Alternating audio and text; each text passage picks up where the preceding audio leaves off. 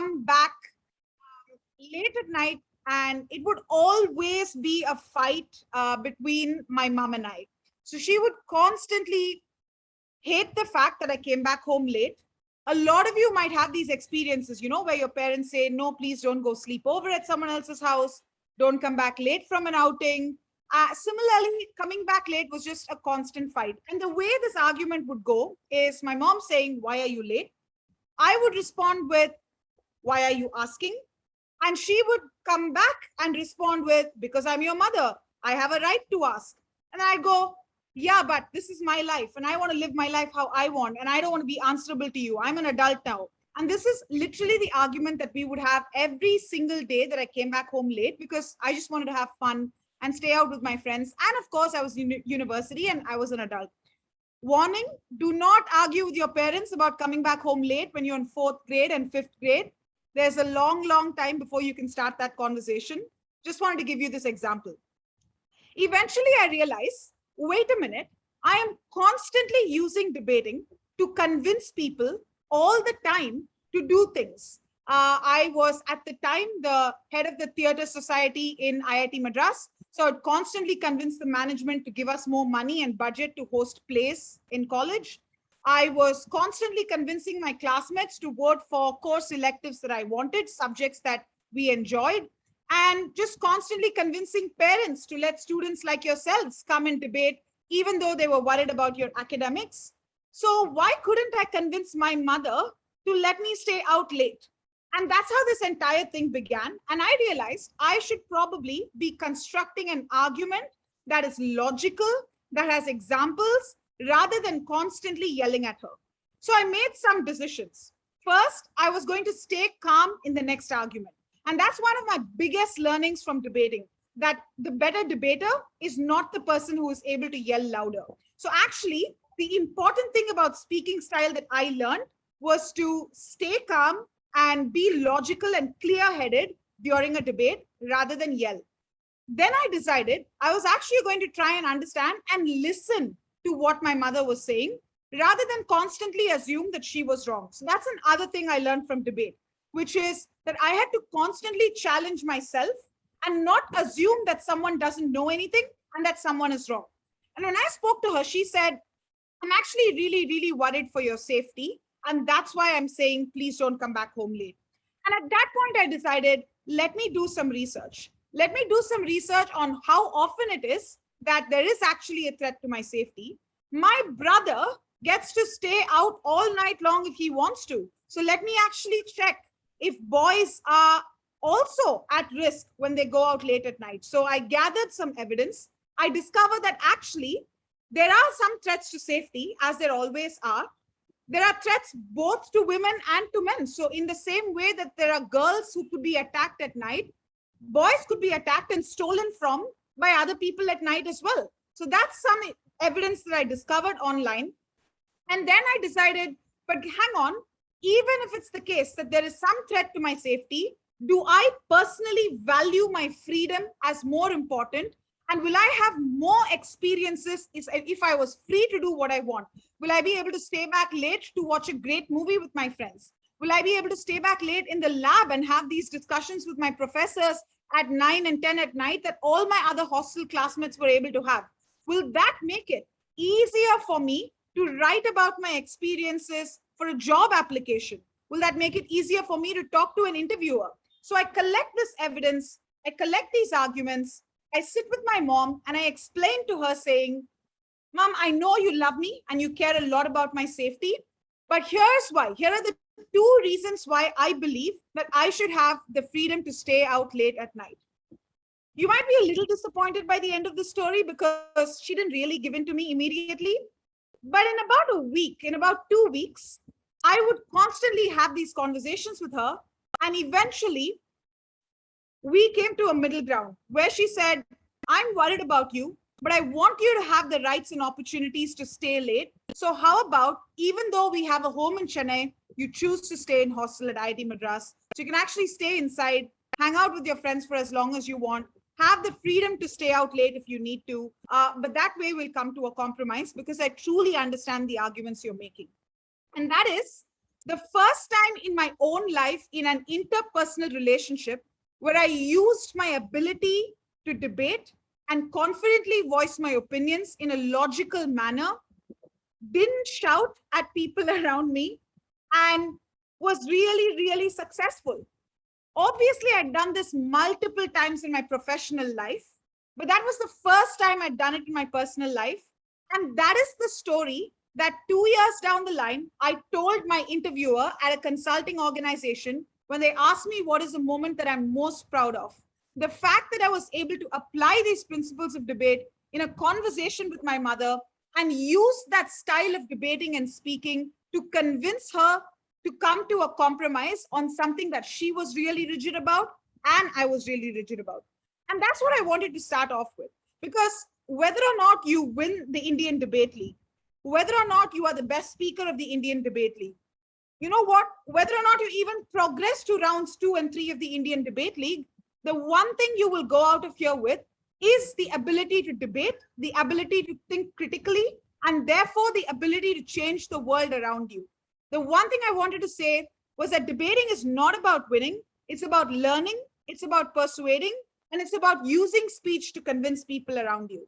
I'm quickly going to pull up my presentation and talk about the specific instances that debating style and speaking styles helps you better in your real life. And I'm going to talk about a couple of anecdotes in my life, and we'll do a couple of activities at the end. But before I do that, I absolutely want to address these couple of questions I've got from Ishan, Ashish, Swastik. How should we do it, Varshini? So I put it everyone on the mute deliberately because sometimes it's create a chaos. So either you as a host can unmute whichever you want, or I can do it. No problem. So Isha, I've only got 4 hands up, 5 hands up for the moment. And Okay, I'm let going to me go pause one at by the one. end Let of me go these. with the Swastik Kapoor. I'm Yes. putting unmute you. Swastik, please ask your question to the man. Am I audible, ma'am? Yes, you're audible. So, ma'am, my first question is, as you said in your life, you did that first time when you were in college. So, ma'am, at that time, like it was your first time. So, when I'll debate with my opponent, so, ma'am, as you said, you need to stay calm. So, ma'am, and sometimes, do we need to raise our voice to put up our questions or just stay calm forever while debating? That's a really great question. And I'm actually going to address that when I talk about what are the 3 things debating improves. So, in general, because and thanks to Arnab Goswami, who's really spoiled debating for me, he's always yelling.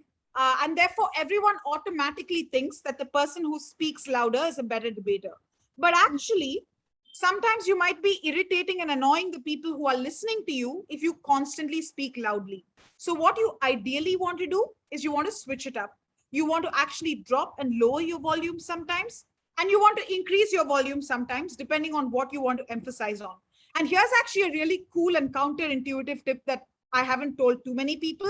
But when you want to emphasize something, dropping your volume is actually a much more effective way of keeping the audience on the edge than increasing your volume. So all our instincts is usually to yell louder when we have something important to say, when actually we should pause for a quick second and drop our volumes so that people actually do hang on the edge of their seats to listen to what we have to say. So that's what I'd say. It's really good to switch it up rather than just be always loud or always soft. Obviously, there are some cases where you want to be angry and passionate about something that's happening. You want to be angry about the fact that there is a huge water shortage in Chennai, and you can be a little passionate in those instances, but that can't be everything that you constantly say. And as a result, that's something I wouldn't recommend to you to do all the time. Siti, you asked me a question that says, can you give me an example of dropping our voice? So I will actually send through a couple of videos where speakers in their introductions actually lower their volumes, especially when they're talking about war and poverty. So those are all really tough and heavy topics. And when talking about those, it's actually a great idea to be a bit reflective, to be a bit sad, and to lower your volume a little Sorry to and interrupt, quote ma'am. those statistics. Sorry to interrupt, ma'am. So, as you said, that's yeah. Sometimes, even in our daily classes, it actually happens. And sometimes everyone is raising their voice. So, ma'am, but as you said, sometimes we need to raise our voice when there's, the very strong things we need to say. So, ma'am, is that the only time we need to raise our voice? Or sometimes we can usually raise our voice when the other one is also not raising? So I would say the only time you need to raise your voice is when you think there is something in your own speech that demands that you do that. It should not be based on what other people are doing. If anything, if others are raising their voice, you get more noticed if you don't raise your voice. Okay, I'm going to take two more questions now and keep questions coming in the chat, guys. So I'll definitely look at those and answer those. But definitely want to go through some broad things about speaking and debating that you can apply in your real lives. In your real life. Sure. So, Ishan Goel, you can unmute yourself and ask the question, ma'am. Good evening, ma'am. Ma'am, it's a Yeah. pleasure talking to you. Ma'am, was this the beginning of your debating career? No, I've actually been debating since I was 13 years old. The very first time that I debated was when I was in eighth grade. End of eighth grade, the beginning of ninth grade. That's when I started debating. And trust me, when I look at some of you on this call, I was late because it's amazing that so many of you are in fourth, fifth, sixth, seventh, and eighth grade who are here, who are already thinking about the sustainable development goals, who are already thinking critically, and who can probably be way, way ahead of me when I was your age. Without a doubt. So I started debating when I was in eighth grade. I had been thinking about debate as something that I do as an extracurricular, as something that I do that improved my academic interests in social studies and development, as something that I used in theater, as something that I used in my career. But I never really done something like that in my home with my parents and my aunt and uncle. So I have lots of great family conversations now where we disagree, but we're really using good arguments and good examples to do that. So that's the first time that that happened when I was early in college. Not that I was debating for the first time then. Okay, thank you. Okay. Okay, I'm going to take one more. I guess the last question, which is there in the chat by Sneha Shukla, I guess that will be a good question that all of us looking to hear. If Arnav is not the inspiration, that who is the best inspiration to you? Okay, this is a great question. And I know this is going to sound like I am praising Ogly, but there are some incredible debaters that I drew inspiration from who are university debating champions that are actually on the CA team of the competition that you are all attending. So Harish is a European Universities debating champion from 2012. He is a World Universities Debating Championship finalist from 2016. Dhruva is a winner of the Yale Ivy, winner of the HWS Ivy, debated for Team India, coached alongside me, and is one of my biggest inspirations. Sharmila used to coach the Philippines. Brian debated for Oxford. Also, Sharmila was obviously an Australasians grand finalist as well. Brian debated for Oxford and more recently coaches Team China, as well as was a World University semi-finalist. So these are the debaters that I draw inspiration from. But in terms of just public speakers that I draw inspiration from, there are actually a number of them. Some of these might sound old school, but are totally, totally worth listening to. So I love Martin Luther King, especially I Had a Dream. I love Hillary Clinton. So specifically her speech in the United Nations on gay rights being human rights is one of my favorite speeches. I'm not sure how many of you have listened to him, but I love Kanaya Kumar. In fact, I love the fact that some of the Indian speakers I listen to actually speak in Hindi, in Tamil, and not just in English. Of course, and undoubtedly, Shashi Tharoor is an inspiration, specifically his speech on the United Kingdom paying reparations to India at Oxford. Yeah, so I've got a number of these inspirations. So Oprah Winfrey, Michelle Obama, Barack Obama are all incredible speakers. I think the most important thing is to ensure that you're watching speakers with different speaking styles. Do not just watch only an Indian speaker or only an American speaker. Ensure that you are watching Nigerian English speakers, you're watching Indian English speakers, you are watching Benazir Bhutto from Pakistan. So that's a really important thing to do. So I draw an inspiration from both all the debaters that I've worked with in the past and my own coach, Saika, and also a number of public speakers as well. Okay, that's a huge list. I guess so. Few of you will be meeting through the Indian Debating League, other than you will obviously follow through the YouTube. But we are also looking at inviting Shashi Tharoor, he just to confirm. But we will be happy to have all the list that Hashni ma'am shared to us. And if we can invite for you, that will be great for us and for you also. With that, I'm taking the last question before my session. So with that, let me go to Gunan Singh. Oh, very quickly, Kamal, I've got a message that says confidence when you stood up to your mother. So what were the nerves, and when you debate, what are the nerves and how do you handle it? It's my first time debating, even though I love public speaking. This is hard to believe, and this is hard to believe about many debaters. My knees still shake when I'm up on stage in front of people. I don't think nervousness is something to be afraid of. I think the fact that you're a little bit nervy and excited is something you want to use to become better. At the end of the day, debating gives you incredible confidence because, and I've got a slide on this telling you what are the 3 things that contributed to confidence for me that I hope will for you as well. But just having that little bit of a nervous energy, a little bit of excitement right before a speech, because you want to psych yourself up and do really well, is something that you shouldn't be worried about. It's something that you should own and use for your benefit, is what I'd say. And of course, it is a little bit nerve-wracking to have these conversations, especially with your parents who are more older and more experienced. But the best thing about debating is it shows people that you know things as well and you are good at analyzing things, and hence makes them much more willing to listen to you. Okay, I guess that's great. That's great to know for the other speakers like us who are just learning that even if you feel sort of a bit of nervous, it's okay to come on the stage. So I was looking at who the student I was looking at. Maybe I just go with just a It second. was me, sir. Okay, perfect. Correct. Yeah. So, ma'am, first of all, it's very, it's an honor to speak with you because you're such a good debater. And I've seen your debating videos in the past also. So now I would move on to the questions. So I have 2 questions. The first one is, what was your first debate and how was the experience? Uh, I still remember. So my first debate ever was in 2008. Okay, so the way this worked was I just entered 9th standard and all the teachers were constantly complaining that I was too talkative and too opinionated.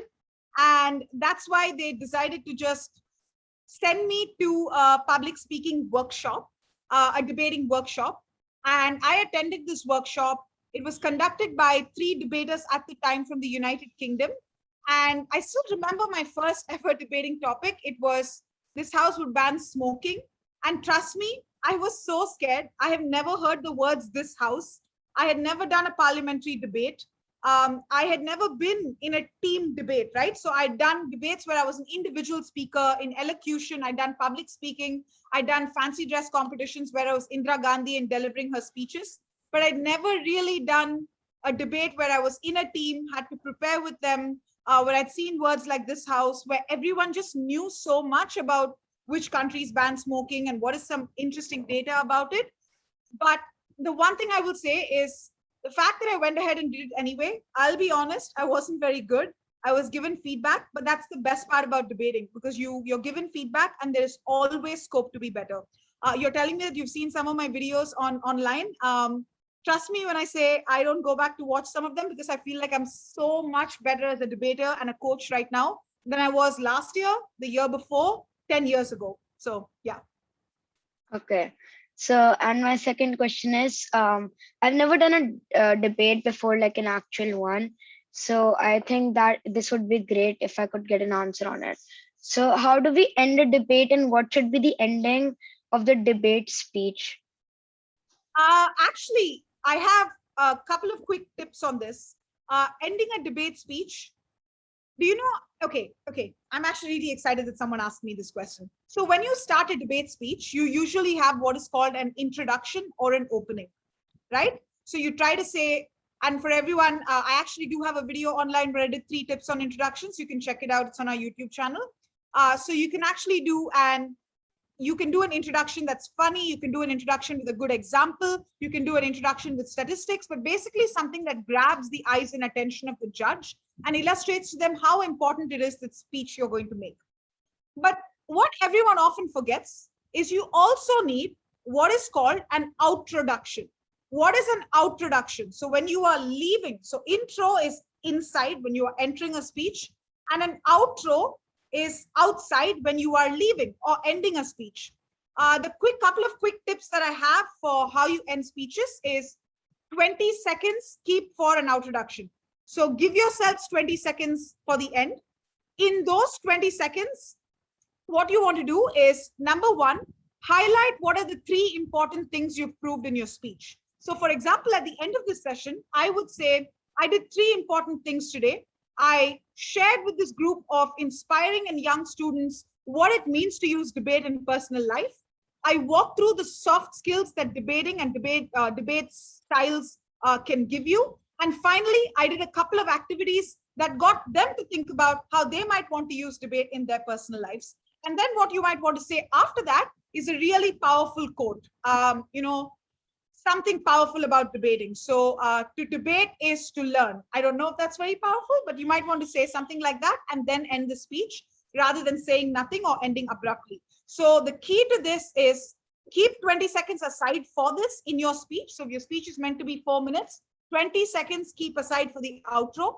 Remember to highlight the really important things you touched upon. And at the end, say something powerful and then end your speech. Does that make sense? Yes. Amazing. So Thanks I'm a just going lot to, for the question. Yes. So I guess it's great that already the students are kind of fan of your videos, and I've shared the link of the ISDS YouTube channel so they can subscribe and see the videos from there, which ma'am is referring to. Yes. Over to you, Ashwin. okay, so I'm going to quickly go through this presentation. I'll pause in the middle to look at a bunch of questions I have on chat, which I know that some of you are frustrated by that I haven't looked at yet, but I'm really sorry. I'm such a bad multitasker. I just can't do 2 things at the same time. So I haven't really looked at them.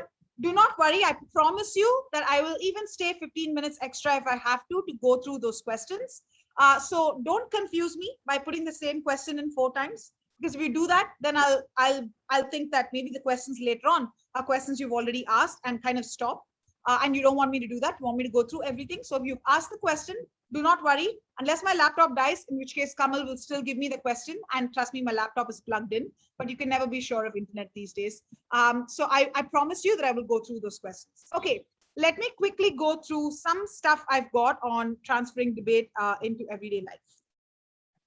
So actually, if you can all see my screen, debating uses 3 levers. So there are 3 things that you improve when you debate, or 3 things that debating specifically judges or makes you improve on. Those are, number 1, content, number 2, style, and the third thing up there is something that I've called strategy. So what do these things mean, right? The first is content. Content deals with what is being presented. So the really important thing is your argument logically sound? Does it have a good number of reasons? Is it believable? Is your rebuttal good, and does it have good reasons? And POIs, or points of information, are questions that you can ask the other team. So are you asking good questions? So those are all aspects of content. But specifically, content also means how good are the examples that you're using from the real world, and how good is your general knowledge. So debating broadly improves that bucket of content. So it just makes your knowledge and makes the repository of arguments that you use for something important.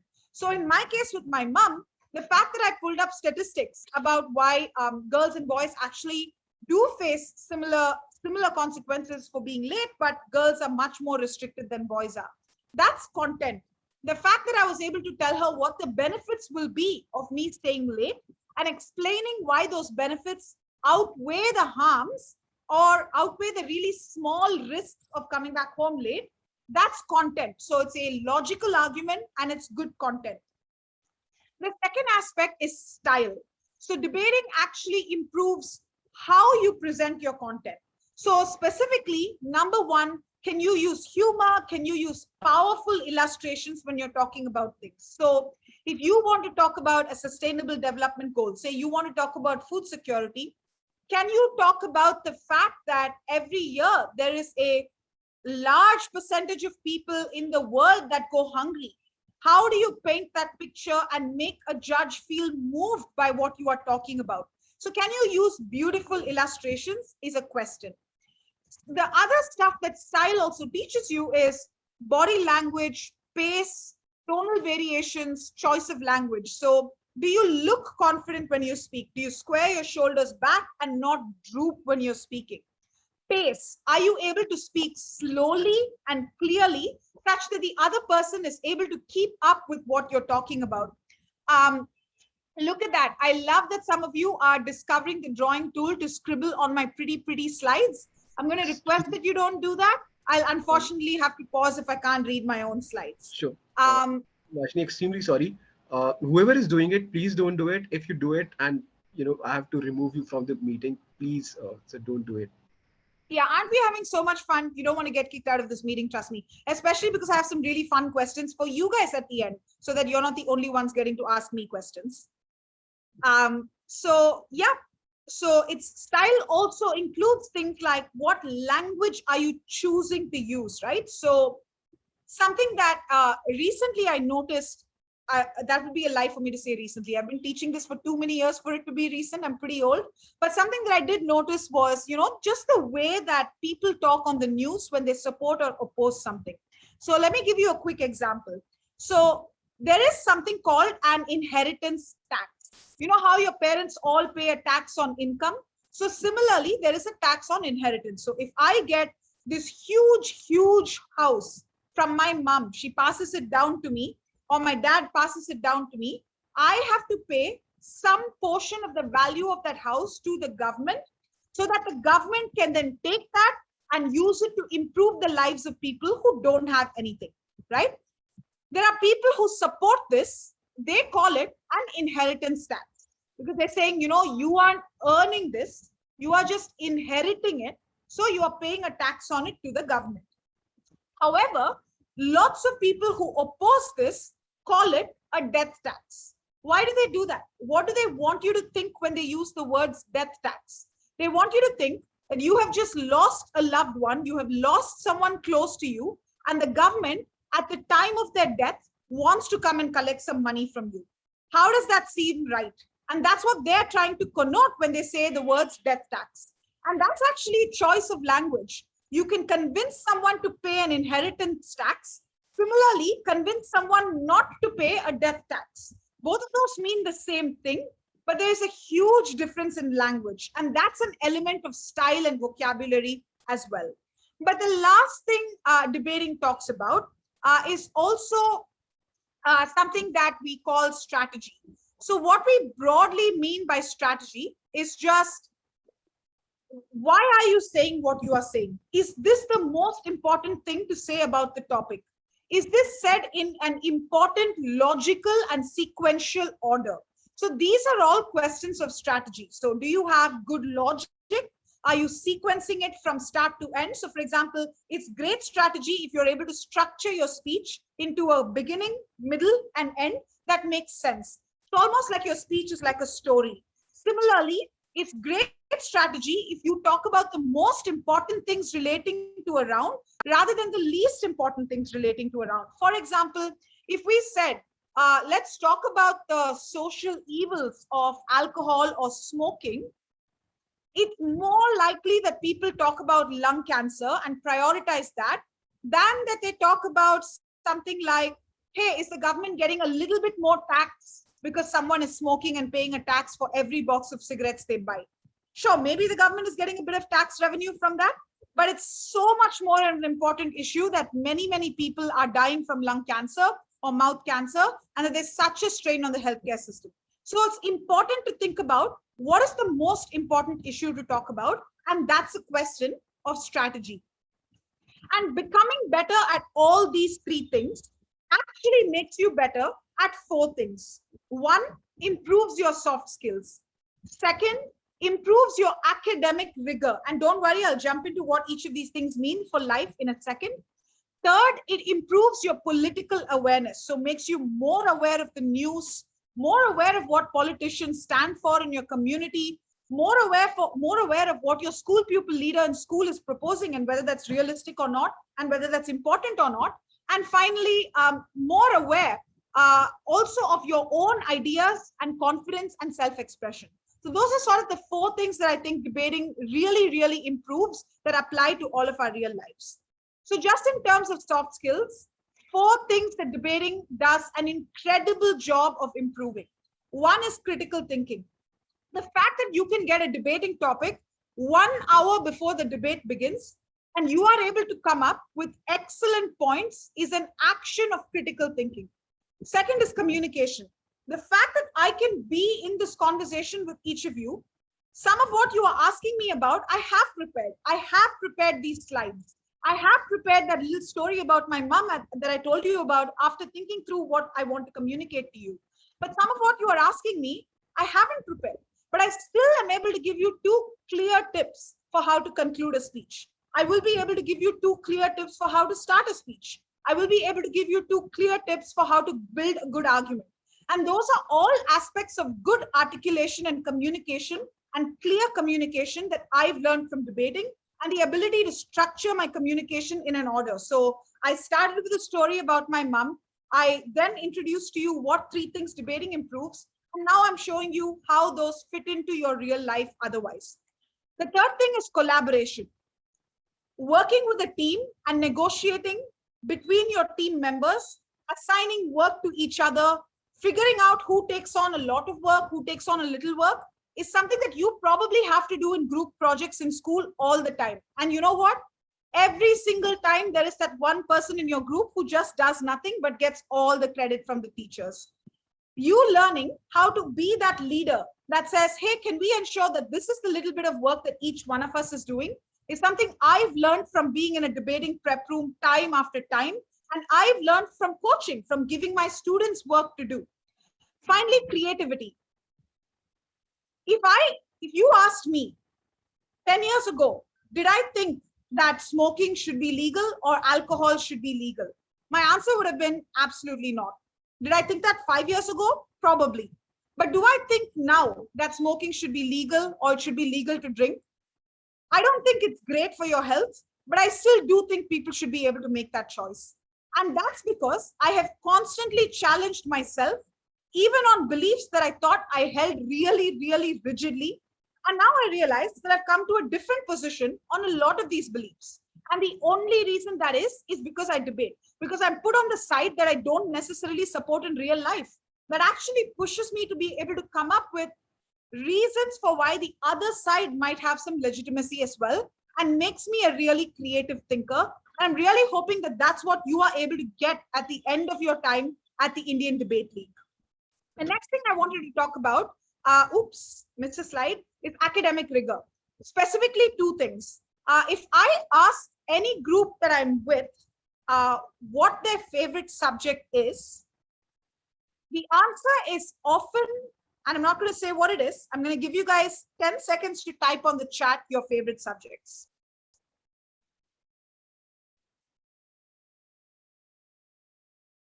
Okay, look at that. So I see a couple of civics and social studies hiding in there, but everybody seems to love math.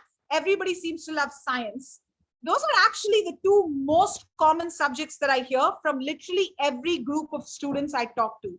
And guess what? When I was going into 11th and 12th grade, I wanted to do accounts. I wanted to do business math. I wanted to do math. That is what I entered my 11th and 12th grade wanting. Guess what I ended up studying? I studied development, which is entirely social studies. It is a mix of history and sociology and civics and political science. I then went into a job that required some of the very same skills and very same subjects. And right now I'm teaching debating. I'm taking debating to hopefully more and more of young students like yourselves. So it actually completely changed the way that I understood and saw English and social sciences, specifically English literature, that I just love so much right now, because when I read a book, it's never just a book. It is, what is the story of that time? What are the politics of that time? And that's something debating has really pushed me to think about. Same with social studies and history and civics is also something that I think differently about, purely because I ended up debating. It is true that my accounts teacher was pretty mad at me for not writing this chartered accountancy exam, but I have never made a better decision in my life. So no regrets from me. But also, it actually is great for your college applications. You are just able to write much better essays because you've had great experiences and you know how to structure a speech. So same thing applied to an essay. So you can now structure an essay. You can answer interview questions really well on the spot. That's something you are absolutely able to do because you've done debating. And for me personally, and this is not something many people talk about, I wrote the common law admissions test, so that's CLAT, to go to law school in India. I wrote the humanities and social sciences entrance exam, which is an entrance exam to go to the IIT development studies program in India. For both of those, I did not have to prepare as hard as everybody else did for the general knowledge and contemporary world affairs sections, precisely because I did debating. I didn't have to prepare as hard for the logic section, precisely because I did debating. And I'm so privileged and lucky to have done that at a young age, because I actually did get the option to go to a law school I wanted, as well as IIT. And there's the fact that it actually helps you in a standardized entrance exam is not something people talk about, but something that has been true in my life. And I hope is something that you guys are able to realize as you grow older as well. Political awareness. I have on there a photo of what was the farmer protests in Delhi recently in India. In some ways, it's still ongoing, the issue. But when I show that picture to most people don't know what this is about. And the reason is because we're not motivated to read the news in a way that we are when we can actually use the news we're reading. So if I'm going to use the news in debating, I'm going to read it every single day. Similarly, for you guys, I'm pretty sure you will not have done research on the Sustainable Development Goals if Kamal didn't set up this beautiful competition where at the end you had to apply those in the debate topics you do. That's what makes you read about it. That's what makes you aware of what the goals are that the UN has set, where countries are in this trajectory, and what have we not achieved yet. That kind of knowledge and political awareness makes you more or less likely to understand policies that the government is putting forward, regardless of whether you are quote unquote old or not, because you still have that maturity and awareness and form political opinions about that. And the last thing, something I was talking to you guys about, was improving confidence and self-expression. There are three things that debating does that improves your confidence and self-expression. First, it increases your knowledge. So you just feel like you know more, and you can actually have a confident conversation with someone that might call themselves an expert, but you still know enough to talk to them about it. So that increases confidence. The second thing it does, it increases your conviction. It increases the likelihood that you believe strongly in something and have passionate ideas about something. I know, for example, right now that I passionately believe in debating. And that's because of debating. But I also passionately believe in equality, social justice, gender justice, caste justice, all of which comes from debating as well. And finally, the fact that I can articulate myself well through written medium, through spoken language, all three things together gives you the ability to stand up for yourself and believe in yourself. And there is actually an incredible video that if you guys get the time to go look up, you should.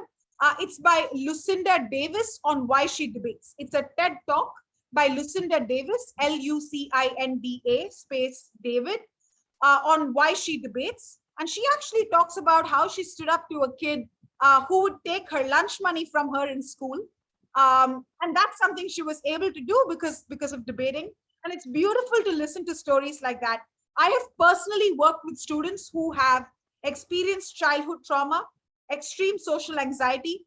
I have worked with a kid who was 100% visually impaired, all of whom were in the World Championship final and were incredible debaters who won that World Championship. So if they can have that confidence from debating, I know that every single one of you can as well. So that's broadly the few things that I wanted to talk about. I have a couple of questions at the end of this to get you guys and push you guys to think about where you can use it in your real lives. But before I do that, let me stop the share and just answer all the questions I've got on chat very, very quickly. Oh, so much scrolling.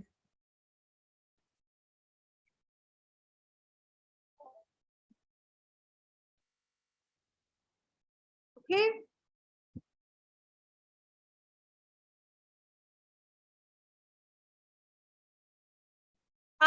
Starting from, I have a personal question that's a very ISDS related question from another ISDS session. I'm not going to take some time away answering that right now. Feel free to drop us an email to ISDS and we'll handle that question separately. Other questions. Do we have to make our debate reasonable? Absolutely. Everybody has to debate what's reasonable rather than what's most favorable to your side. So think of it this way. If you had the Indian map, your debate can't be right at the top in Kashmir and Jammu. Your debate can't be right at the bottom at Kanyakumari. Your debate ideally has to happen in the middle where the majority of people are and the majority of cases lie. So yes, you have to be reasonable. You can't say that we think that alcohol should be legal to use, but only in medicine. That's a pretty unreasonable thing to say. So yes, debates should be reasonable and should happen about what the majority of cases are. Where did I learn to debate? I had an opportunity to get on the Indian national debate team, the way you all do from Indian Debate League.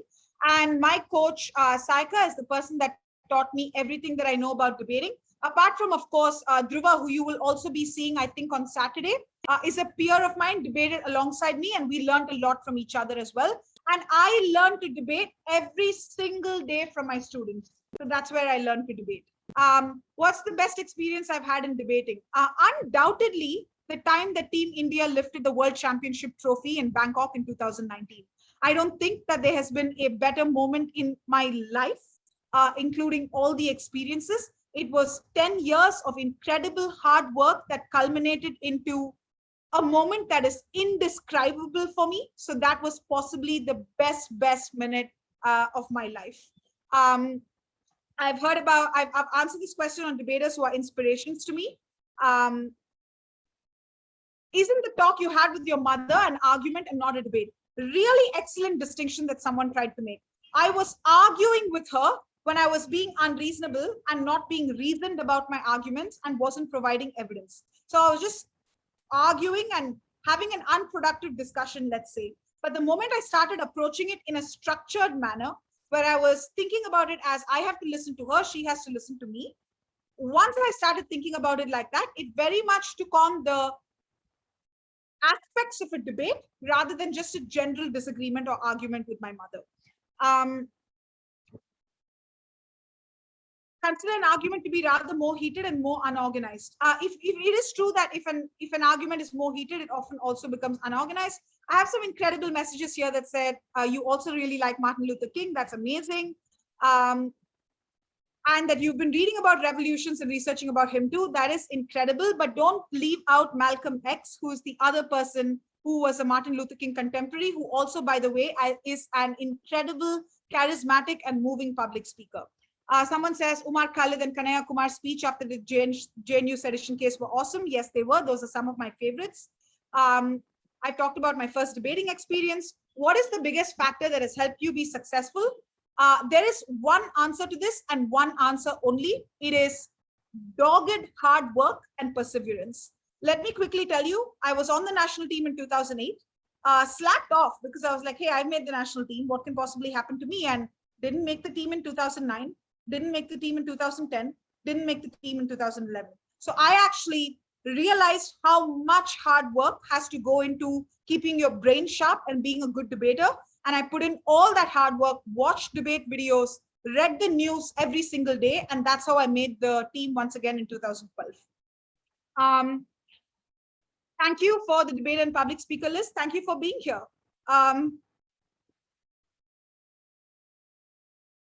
How do we speak about contradictory arguments? So you shouldn't be making contradictory arguments, but if someone makes a contradictory argument, first, You point out that their argument is contradictory, explain why, and then you do this really cute thing at the end that goes, what are they going to do? We want the second speaker to come and tell us how they'll reconcile this contradiction. So as long as you're able to show why two arguments that someone is running clash with each other in a contradictory way, it's really good. And if you're able to spot that, that's really, really smart and clever. What's the most interesting debate that you've been a part of? I think every debate that I'm a part of is interesting in some way or the other and teaches me something new or the other. But specifically, I love debates on education. You'll be surprised, but one of my favorite debates ever is this house would ban homework. It's because it's actually such a good debate and it's got amazing arguments that people don't even think about. So specifically, I learned this argument when I was in a competition and someone else made it, that actually homework creates inequality between rich and poor students because rich kids have parents and support systems at home that can help them out with their homework. Whereas kids who are poorer don't get to reinforce their concepts because often their parents are first generation learners. They're doing 2 and 3 jobs a day and aren't at home. Similarly, students that might have learning disabilities actually find it harder to do homework. And we should rather have extended school time where teachers work with students and are clearing their doubts and improve their learning rather than do homework. So that's one of the most interesting debates that I've actually seen. The biggest factor that's helped me be successful is, of course, hard work, seeing lots of repetitive questions here. Okay, how do we get better at debating? I know nothing about debating. You listed some examples. What do we know to look out for? So Kamal has posted the YouTube link on the chat. We can maybe post this back when Dhruva is here, but Dhruva has done a 1-minute video on what to look for when watching a debate video. So it's called Dhruva's Deconstruction Tips. And that's actually a great starting point to check out what you should be looking for when you watch a debate video. So that's something that I would absolutely ask you guys to get on as an answer to that question.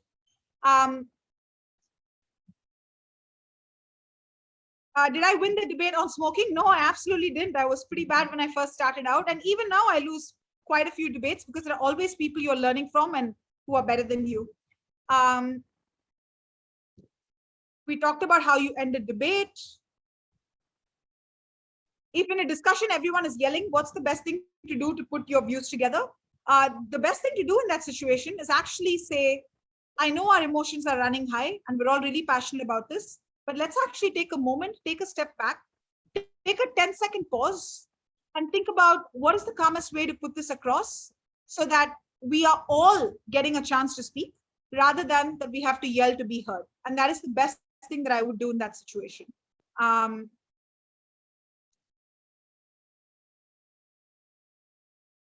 So I've got these. I've answered a bunch of these questions. Someone's actually got 3 questions. Okay, guys, at this point, I have 212 messages. I unfortunately am going to have to say I'm going to stop at some point. So let me just get the ones. What was your age when I started preparing for debating? I was 13, and you guys are way ahead of me, which is incredible. Let's see. Are there any pre-made websites with matter files? The answer is no, because there is no such thing as a free lunch. You have to do your own hard, difficult work. You have to do the heavy lifting to get better. You can't expect someone to hand over a matter file to you to make you better. What big mistakes did you make that we shouldn't do while doing a debate? One of my biggest mistakes, like I already told you guys, was actually not working hard for a couple of years in between. It's a hard lesson I learned, and it's something that I would never do today. The second thing that I would say was a big mistake is I used to often think that I knew better, which is something that I've been humbled on time and time again. So the biggest mistake that I made was thinking that being a good speaker is the same as being a good debater. But actually being a good debater requires you to be good at writing notes. It requires you to be good at listening. It requires you to be good at reading news. So actually speaking skill is only 10% of debating. Reading, writing, and listening is 90%. And one of the biggest mistakes that I made is I didn't realize this until much later in my debating career. So think of that as a golden tip that I have parted with for all of you. Okay, love to see all of your favorite subjects. Tons of science and math. I'm really disappointed by that. Hopefully these SDGs will push you guys to love social sciences the way I do. Someone can study science for 5 hours. I cannot. I just cannot understand physics. My brain can't compute. Kamal is like, I went to an IIT. What are you saying? I love physics. I don't know if you actually love physics, Kamal, but I'm taking a guess that you do. I love physics, maths, yeah, very much. Yeah. Most difficult debate. Most difficult debate is actually there are so many of these that I can't recount, but often we get these debates that are extremely heavy on knowledge about international relations, about economics. Till date, I don't keep up enough because there's so much happening in the world, and you could get a debate about anything that I find a lot of those difficult. But the good thing is that's true of everybody else who's debating as well. No one truly keeps up with everything, so that should be a Yeah. good way to think about it. Yeah, actually, just to relate to it, I guess on Monday we invited Jason Chio from the Canadian debating coach, and he has the exact point that what he find challenging was the topics related to international issues, especially one he mentioned about China Russia relationship, and I guess seems to be sort of correlated in very sense that IR seems to be tough Yeah, it for is. these students. Honestly, it's like there are 200 plus countries in the world, and something or the other is happening between someone or the other all the time. And I do a lot of reading. Trust me, I read more than the average person. And yet, when I'm reading about Afghanistan, I have no clue what's happening in Yemen. When I'm reading about India, I have no clue what's happening in Bangladesh. So it's just so easy to miss some stuff out. So it's always the thing that I'm always unsure of myself on. So yeah. Do we always have to keep thinking about debate all the time? An amazing question. The answer is you don't have to keep thinking about debating all the time. I feel like debating is going to creep into your language all the time because I often speak like a debater to my friends, to my parents. I speak like a debater in these conversations. I'm always listing 3 things out that I have to say to something. So I'm always telling people I'm a debater without telling people I'm a debater. So you don't have to think about it all the time, but will you probably end up thinking about it all the time? Like I lay in bed thinking about arguments. I am in the shower thinking about what new things that I can say to some topic I encountered. So that's the amazing thing about having intellectual curiosity, and which is something that you will all build. So you will end up thinking about debating quite a bit. So many repetitive questions, my friends. Oh, how do you win a topic when you have to talk about something which is hard to convince people about? This is a really good question.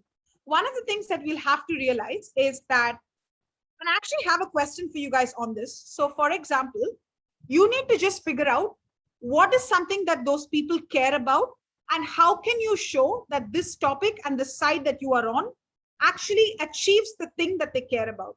I had this question, so let me just do the big reveal here. I had a question that said, assume your school is working from Monday to Saturday.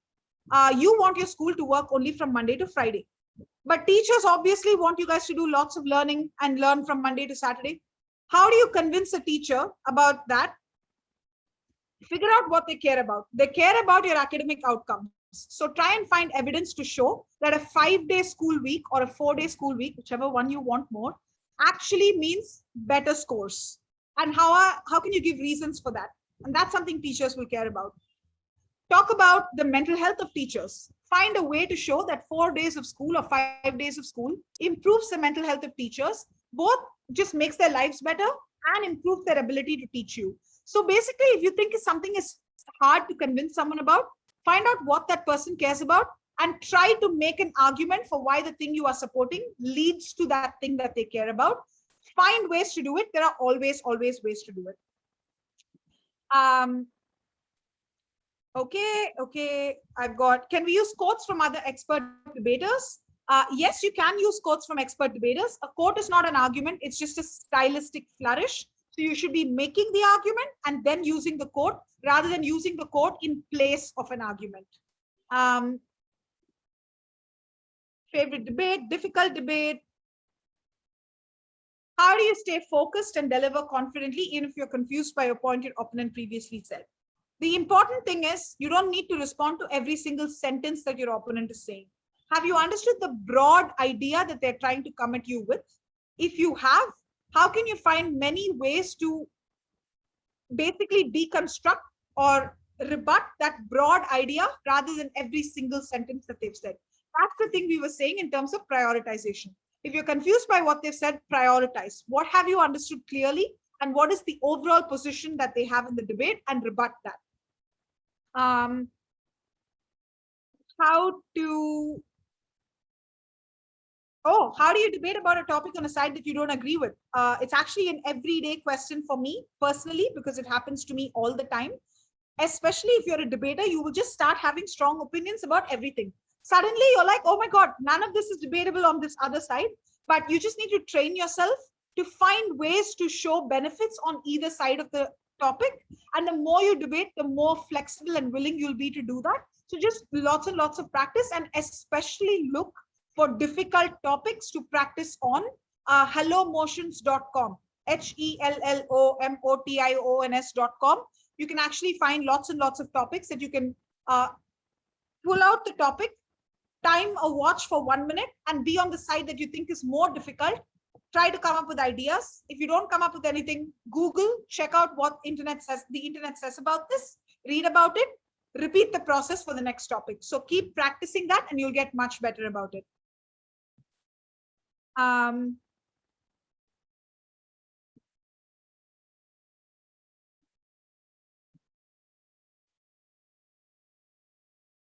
Okay, lots of similar questions here.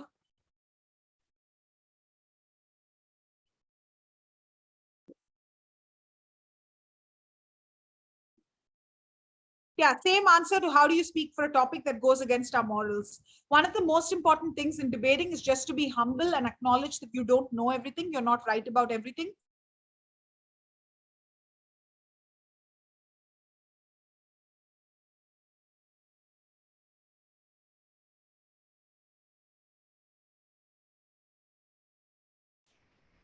Hello.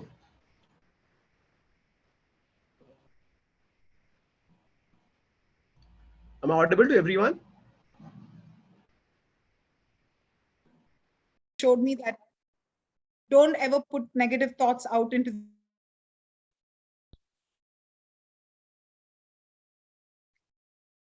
tips to prepare reply speeches. I'm not sure, Mohar, what you mean by a reply speech. Okay, I'll tell you what. It is 8:34. I'm going to wait for 1 more minute for you guys to put your questions on chat. And unfortunately, I'm not going to answer ones that come beyond 8:35, mostly because I talk so much that even when I answer questions, I'm also taking time. And I don't want to hold you guys back. Don't want your parents to be mad at me for not letting you go for dinner. I guess let's take. I guess maybe obviously we know it's past the wait time. 8:30. So either I give you two questions that I have as a kind of curious person. Correct. So one is Harish mentioned about one is a Singapore coach. Correct, which is much more on the style side, coming from the drama background, and then we had the Jason, who kind of sort of experimenting with the style, as he mentioned. I'm quoting his exact word, that he's still more the content guy as compared to the style side. And he also mentioned about 2019 Indian debating team is the one of the best team that Jason has seen ever, sort of in the last 10 to 13 years that he's debating for. And he says that team was quite good in kind of balanced approach with both. Now, you as a debater, you as a trainer, where you sort of fits in, what's your perspective on that side? So I have to say one thing, which is that for me personally, like as an individual person that isn't a debate coach, that's just I want a world where content matters more than everything else. That's the world that I would love to have.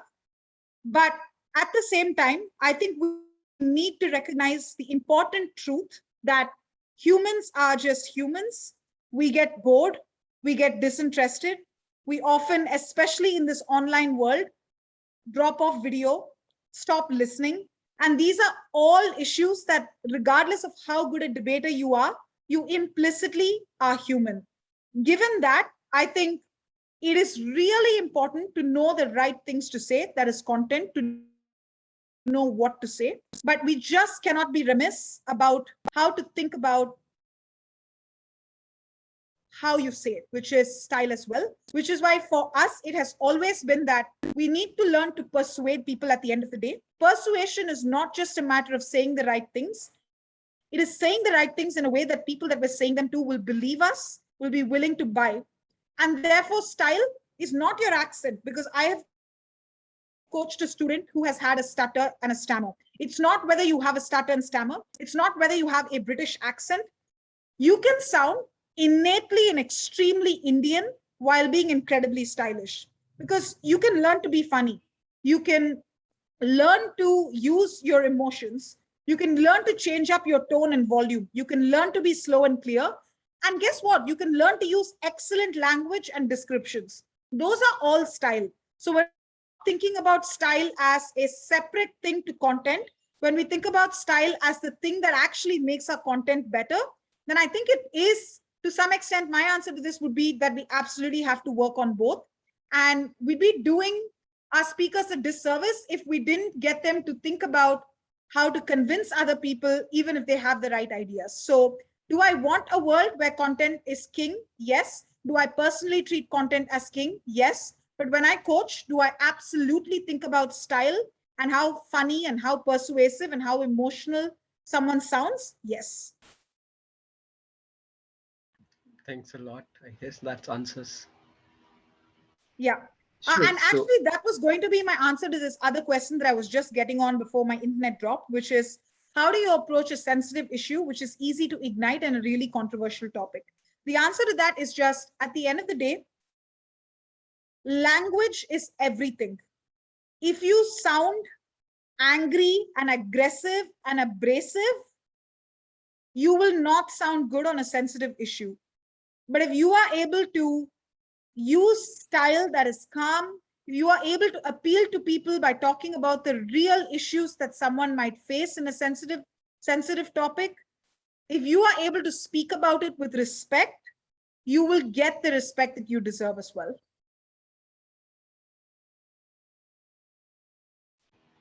Okay, I guess we have already answered a lot of questions, and we have session with Dhruva and Harish upcoming.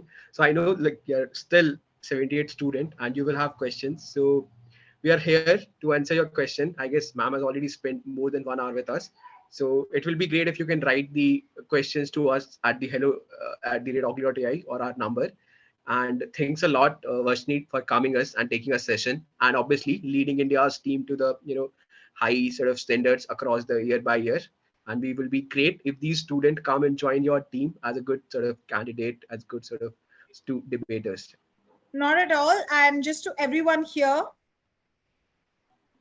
I'm really sorry that I can't respond to all of your questions. You guys have some amazing and insightful questions. I love spending my time with students to answer these questions, but just direct them through to Kamal, and I'm sure he'll be able to forward some to me that I will respond to you guys on. Sure. Thank Sure, you we'll so definitely do much that. for being here. And yeah, I really hope to see some of you very soon when I'm judging at the Indian Debate League. And Kamal, thank you so much for having me here. I think you have an incredibly talented set of students, and they're going to do so amazingly. Thank you. Thanks a lot. Thank you, student, for joining us. Let's wrap up for the today. We will be joining back on the Saturday with Joa. Okay. Bye. Thanks a lot.